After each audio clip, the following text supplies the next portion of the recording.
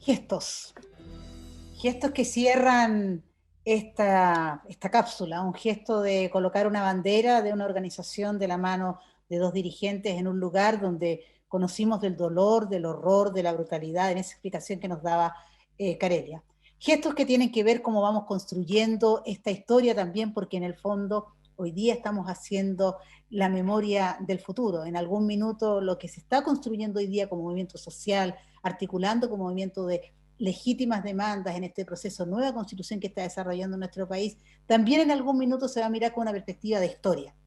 Por lo tanto, esa conexión que hacemos desde la memoria histórica con las luchas que hoy día se están dando en nuestro país, y no solo en nuestro país, sino que en otros países del continente, en otros lugares, a propósito de la incapacidad de los gobiernos de hacerse cargo de esta crisis pandémica, que es una crisis humanitaria, pero que al no tener un soporte de apoyo efectivo económico ha significado una crisis social, cultural y económica muy fuerte en nuestro país. Vamos a iniciar esta segunda parte del conversatorio y vamos a darle la palabra en este minuto a Francia Llamet para que ella, que está precisamente viendo el tema de la memoria histórica a propósito de los sitios de memoria, de la historia reciente, pero siempre lo ha dicho Francia, no es solo la historia de la dictadura militar, que fueron las violaciones a los derechos humanos, sino que también está la historia como la que hemos conocido en Carelia. Bienvenida Francia Llamet. En la presentación se me olvidó decir que además ella es iquiqueña. Sí, o sea, mi familia en realidad también lo quería decir, muchas gracias Gloria, pero mi padre, mi madre, mis abuelos, todos son de Iquique, específicamente de la oficina salitera Victoria, así que estoy muy conmovida escuchando y atentamente escuchando porque son historias también, son memorias, ¿no? Familiares, me imagino que les pasa a todas las que están y a las que están allá también, de que son relatos, memorias que están muy impregnadas en nuestras familias, comunidades, así que muy, muy contenta de poder estar desde ustedes. Yo estoy desde Valparaíso, eh, porque acá está, se supone, ¿no? El nivel central del Ministerio de las Culturas, las Artes y el Patrimonio, o debería estar. Nosotros, Comunidad de Memoria y Derecho Humano, pertenecemos al Departamento de Ciudadanía Cultural de esta Subsecretaría de las Culturas y las Artes. Contarles que en términos, como decía Gloria, institucionales, nosotros hemos llevado a cabo desde el 2015 la instalación de esta unidad de cultura, memoria y derechos humanos, abocada principalmente al apoyo y a la co-construcción de una política pública para la recuperación y administración de los sitios de memoria en Chile. Como ustedes bien saben, en el informe de prisión política y tortura, más conocido como VALEX, se reconocen, ¿cierto?, dados los testimonios de las víctimas, más de 1.130, ¿no? Lugares de detención, tortura, exterminio, prisión política, campos de prisioneros, distintas modalidades que tenía el terrorismo de Estado, ¿no? Muchos de ellos, sobre todo como lo que pasa ahí en la región de Tarapacá, por ejemplo, como Pisagua, bueno, que el 2 de junio ya es otro año más de la conmemoración a propósito de los hallazgos de las fosas, un hecho muy simbólico para la memoria del país que ha sido bastante ya apropiada, además en una memoria nacional progresivamente. Eh, Esto tienen muchos sitios, tienen varias capas de memoria, como podemos decir, es decir, lo mismo Pisagua, como debe saberlo usted perfectamente, campo de prisionero en varios periodos, y que habla muy bien aquí la historiadora y el historiador, que nos narraban cómo lamentablemente el Estado de Chile siempre ha estado a favor, digamos, de poder establecer este orden, digamos, un orden, digamos, que obviamente no beneficia a las mayorías, sino una minoría, una élite, y cuando ha tenido que usar la fuerza, como nos contaban aquí en La Coruña, lo ha hecho sin miramiento, ¿no?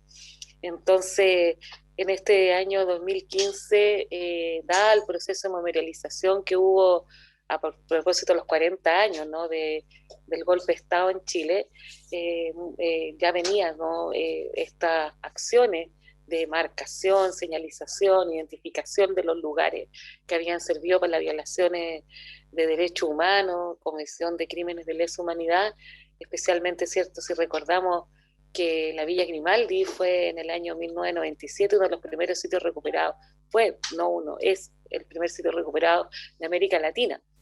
Sin embargo, que es recuperado por las comunidades de familiares, sobrevivientes, comunidades territoriales de derechos humanos de base.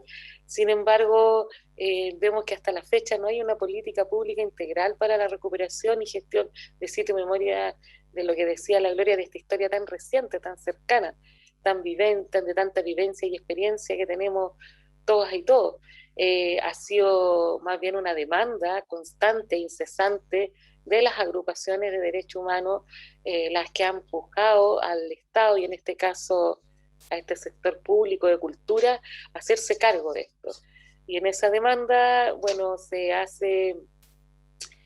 le demanda al Estado, en ese caso al gobierno, a quienes venían saliendo del primer periodo del gobierno de Piñera, se le demanda que se haga una política o se generen acciones desde cultura a los sitios, y ahí se conforma esta unidad, con mesas de trabajo. Siempre fue participativo, con artistas. Bueno, nosotros trabajamos en la Subsecretaría de Cultura y las Artes, ¿ya? Y con artistas, investigadores, una comunidad y obviamente las agrupaciones.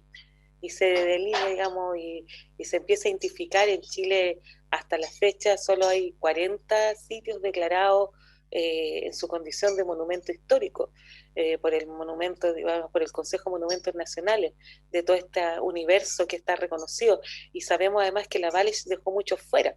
Hay 890 identificados, hay solo alrededor de 5 que están financiados, digamos, de una manera para darle un panorama y un diagnóstico de lo que es la situación actual, de lo que es deber del Estado. Los Estados, cuando ya se encuentran firmando, suscriben convenios, ¿no? Los Estados de derechos humanos, del derecho internacional de derechos humanos, tienen el deber y la obligación de la reparación, cuando obviamente son los agentes del Estado los que han cometido estos crímenes, ¿no? Desapariciones forzadas, ejecuciones, etcétera, digamos, tortura y prisión política.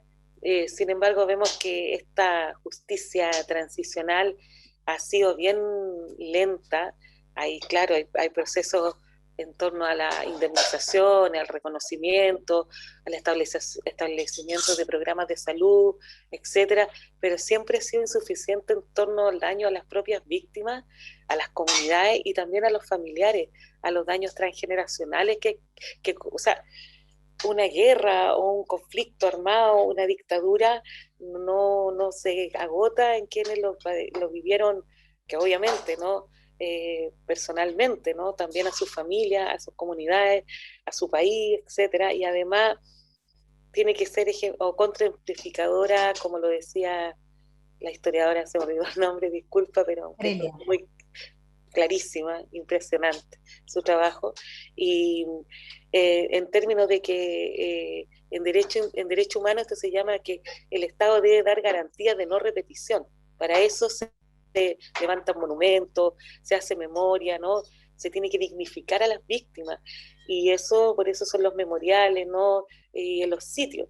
Y estas garantías de no repetición, vuelvo a decir que lamentablemente no las vimos, ¿no? No hay un aprendizaje social donde no se dijeran nunca más, y se reiteró de la manera sistemática, masiva y grave, como lo vimos ahora desde el 18 de octubre.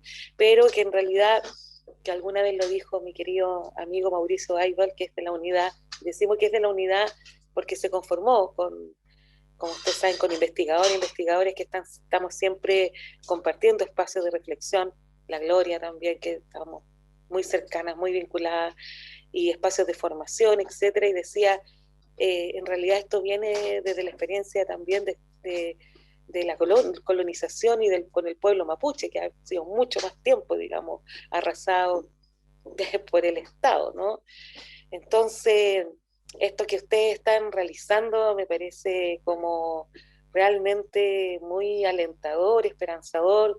Hay una apropiación comunitaria y social de las memorias que coexisten en un mismo espacio, ¿no? Y no solo en el del pasado. Solo contarles que hoy día ha sido un día muy especial, muy especial. Eh, y me acordaba mucho porque venía llegando, le contaba, yo estaba acá en la ex comisaría Barón, del Cerro Barón.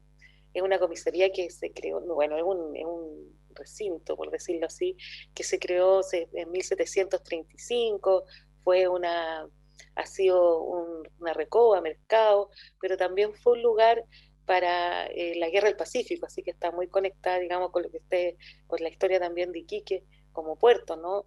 Y, y luego comisaría, y ahora la están recuperando, que es un espacio, un recinto muy grande, ¿no?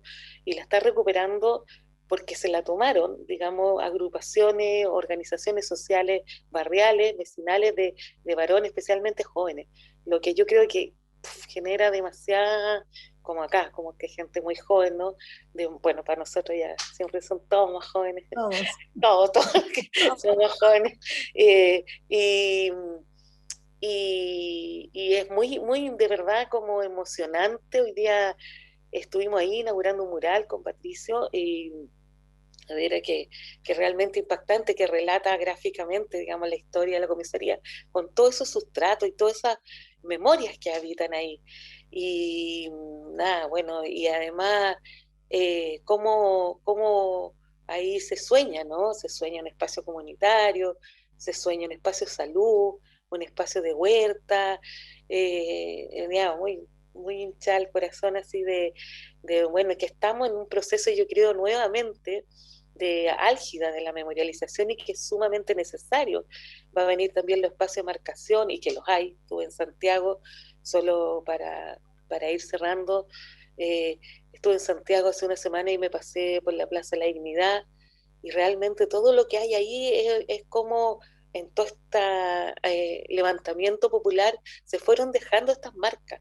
Veo como la estación Baquedano ya es un sitio memoria, donde cayó Mauricio Frey, hay una animita, o sea, uno puede recorrer y leer el lugar. Yo, como les cuento, vivo en Valparaíso, entonces una vez, en una oportunidad, estuve un viernes ahí invitada por la Gloria, un viernes en la Plaza Leña, que fue maravilloso, ¿no? O sea, fue una potencia, como bueno, pero como pasó en todas las ciudades, en todos los lugares de Chile, y veo cómo está todo con eso, cómo se disputó los sentidos de los monumentos, ¿no?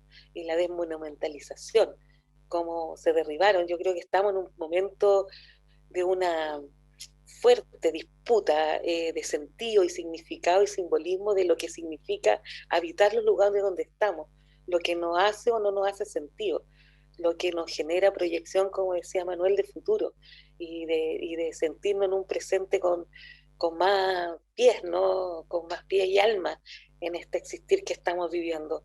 Así que nada, y en la mañana tuve una reunión por Zoom con Arica para contarle lo que está pasando un poquito, transmitirle, y que las mujeres de luto de Arica, que son muy importantes, han marcado la catedral de Arica con una placa bueno, y se hizo una ceremonia, miraba esto como ponían la bandera, ellas pusieron una placa muy linda, son las mujeres que se paraban en la dictadura de negro, pues esas mujeres de luto, y siguen ahí, ¿no? Y también después de la revuelta, y como hoy día se ha logrado que también en esa catedral de Arica, bueno, de una de esta guerra, ¿no? Guerra fratricida, ¿no? No hay guerra que no sea fratricida con el pueblo peruano, se logra resignificar, ¿no? Con estos tomas. Así que veo, bueno, y así les podría contar un sinfín innumerables procesos de esto de memorialización que se van ocupando y nada, y que felicito todo el trabajo y hemos hecho algunos vínculos, algunas han participado, algunas compañeras y compañeras de la Confederación, que ha sido con las organizaciones de derechos humanos en los sitios, y siempre van a ser bienvenidas y bienvenidos a hacer estos enlaces, ¿no? Ya que hagamos estos enlaces. Así que muchas gracias por la invitación. Cierro este día muy emocionada. Muchas gracias, Francia. La verdad es que la emoción que tú nos vas haciendo recorrer cuando estás contando lo que te ha tocado vivir en tu responsabilidad de hoy, tiene que ver, yo creo, con algo que decía Carelia y también lo señalaba Paulo, digamos, hoy es un momento que es distinto. Y ver en la mesa a estos jóvenes historiadores con estos jóvenes dirigentes sindicales que están articulando una forma de vivir el sindicalismo y la memoria y la historia de una manera distinta, muy dinámica, no solo es conmovedor, sino que también es esperanzador. Esperanzador, y ahí vamos con Julio a propósito de que de lo que estamos viviendo. En este periodo estamos viviendo momentos de cambios muy importantes. Estamos a puertas de una nueva constitución. Hablábamos además, y lo veíamos coincido con lo que decía Francia, la explicación que nos daba Carelia de lo que había ocurrido en La Coruña, nos tiene que mover a pensar en que no se ha tomado ese espacio. Nos decían, y tú nos vas a poder seguramente contextualizar, que incluso las personas que fueron asesinadas en la Escuela Santa María, sus cuerpos no están enterrados en un lugar, no hay una resignificación de los espacios de manera explícita. ¿Qué pasa en Iquique, en un lugar que ha sido tan golpeado, tan brutalmente por la represión, con la comunidad, con la gente? ¿Cuál es el desafío? Julio Cámara, historiador por vocación.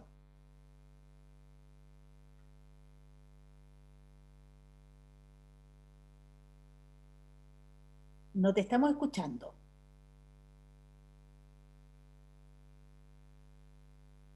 Estaba desconectado. Ahora sí. Y bueno, aclarado el tema que no soy historiador, sí me interesa mucho la historia, pero no la historia en general. Me interesa el tema de la historia asociada a las luchas sociales y políticas de los trabajadores chilenos, de los asalariados y asalariadas chilenas, y sobre todo el rescate de esa memoria que permanece todavía bastante invisibilizada a nivel de la percepción ciudadana. Y hablando de emociones, yo comparto la emoción que puede haber sentido bueno, Carelia y los dirigentes que fueron a Coruña. Es la misma que sentimos nosotros, yo y varios otros colaboradores, que el año 2010 hicimos una, hicimos una conmemoración en el propio campamento Coruña, y también fue una conmemoración bastante emotiva ahí en el in situ, respecto de lo que fue esta brutal masacre. Carelia ya ha hecho una buena síntesis del contexto de lo que ocurrió. Y la misma emoción sentimos también el año 2007, cuando en el contexto del centenario de la masacre de la Escuela Santa María, hicimos una conmemoración en el ex campamento San Lorenzo, que es el campamento donde se inicia la huelga, que posteriormente fue creciendo, y eso fue el 10 de diciembre. Julio, disculpa la interrupción. ¿Te puedes acercar un poquito más al micrófono que se escucha un poquito bajo? Ahí sí, gracias. Sí, es que estoy ocupando acá equipos de mi hijo y no Ahí lo sí. entiendo mucho. Yo decía que el año 2007 fuimos al campamento San Lorenzo, donde se inició la huelga de 1907, y tal como los dirigentes han puesto, me parece bien, una bandera recordatoria de su visita a Coruña, nosotros en el año 2007, en el cerro principal de San Lorenzo, pusimos cuatro banderas. Pusimos la bandera de Chile, la bandera de Bolivia, pusimos la bandera de Perú, la bandera de Argentina y pusimos una bandera blanca. Eso como un testimonio de que las luchas de los trabajadores en Chile son las luchas en general de los pueblos latinoamericanos. Y en la Escuela Santa María también hubo participación de obreros peruanos, bolivianos y argentinos. Así es que yo, bueno, comparto esa emoción porque también la vivimos nosotros cuando fue el año 2007 y luego cuando fue el año 2010. Yo lo que me gustaría aportar a esta reflexión, a este debate, lo que me gustaría aportar más bien son con interrogantes, con algunas interrogantes. Yo hace años he estado en la tarea de un rescate de esta memoria histórica, contribuir, aportar a este rescate, sobre todo el tema de Coruña, que es el que aparece más invisibilizado a nivel de la percepción pública.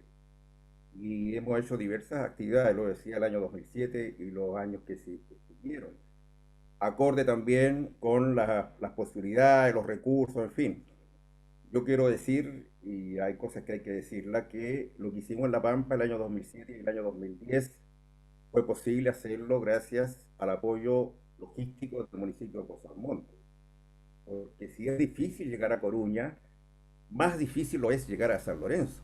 Y ese es una amplia pampa de muchos campamentos salitreros, todos con historia, y donde es muy fácil perderse si es que uno no va con guías más o menos conocedores de esas tremendas zonas. Hoy día esa pampa, esa zona está entregada en concesión a Cosallás, que es una minera que está explotando el tema del yodo, y no es fácil llegar a Coruña. Incluso gente que ha venido me ha preguntado cómo pueden llegar a Coruña. Le digo que no es fácil. Todo eso está, bueno, los dirigentes de la federación deben saberlo. Todo eso necesita de alguna autorización. No hay un libre paso hacia estos campamentos que podrían ser también sitios de memoria. Y la Corporación Museo del Salitre tiene un levantamiento de 30 campamentos que están presentados ya hace un par de años al Consejo de Monumentos Nacionales para que sean declarados también sitios de memoria, lo que es San Lorenzo, lo que es Coruña, en fin. Así es que esto es una tarea que todavía falta mucho por hacer y por eso yo planteaba algunas interrogantes respecto de que por qué a 96 años y ocurrido estos sucesos tan brutales y de tanta repercusión en términos de costos de vida de trabajadores, hombres y mujeres, ¿por qué todavía no hay un reconocimiento, no hay una valoración pública, ciudadana? Y yo, en algunas cosas que he escrito, he planteado esta situación y a mí me parece relevante ponernos de acuerdo respecto de cuáles son estas razones que impiden que esto sea más conocido, porque si definimos esas razones, yo creo que podríamos trabajar en base a acciones tendientes a superar este suerte de velo, esta suerte de muro de olvido que hay respecto de Coruña. Entonces, aquí hay involucrado obviamente también la propia responsabilidad de las propias organizaciones laborales, organizaciones políticas, entidades académicas, de estudios. Hay muchas instituciones que pudieran hacer y no han hecho lo suficiente. Me refiero como instituciones porque a nivel individual, sin duda, hay el compromiso y hay la participación y el interés y la disposición de aportar. Y a Carelia le consta que hemos participado en algunas actividades tendientes al tema de la memoria, tanto de Coruña como de la Escuela Santa María. Yo digo que es importante, Gloria, y se lo dejo planteado también a los dirigentes, por ejemplo, que nosotros me parece que a partir del próximo año, de cuando se cumplan los 97 años, o al subsiguiente, a los 98, a mí me parece que sería importante conformar un comité de iniciativas preparando el contexto de lo que va a ser, de lo que debiera ser el centenario de Coruña, que es en 1925.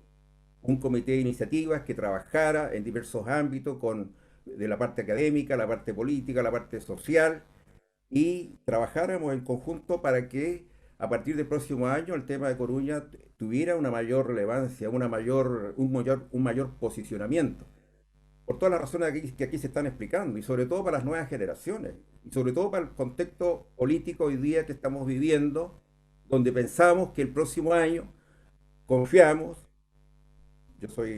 siempre soy optimista, confiamos haya un nuevo contexto político, haya una cierta remesón a nivel de lo que son las instituciones políticas y un fuerte impulso a todo lo que es la organización popular, la organización de base, las organizaciones sociales, y haya un mejor contexto para que estos temas, como el que estamos tratando hoy día, obviamente tengan una mayor visibilidad, porque es importante que las nuevas generaciones, y yo siempre pienso en eso, porque tengo dos hijos jóvenes que son profesores, entiendan que las luchas sociales en Chile tienen una larga historia, y yo en eso coincido con lo que se ha planteado, en el sentido de que eh, no hay, no hay una historia determinada con un suceso que termina y eso cerró ahí, sino que todo eso es parte de un largo camino que se inicia a fines del 1800 y sigue todo el siglo XX y va a seguir el siglo XXI, en la cual siempre hay un anhelo en un sector de la población que pretendemos vaya ganando fuerza de simplemente una mejor calidad de vida, una vida más digna para la mayoría de los chilenos.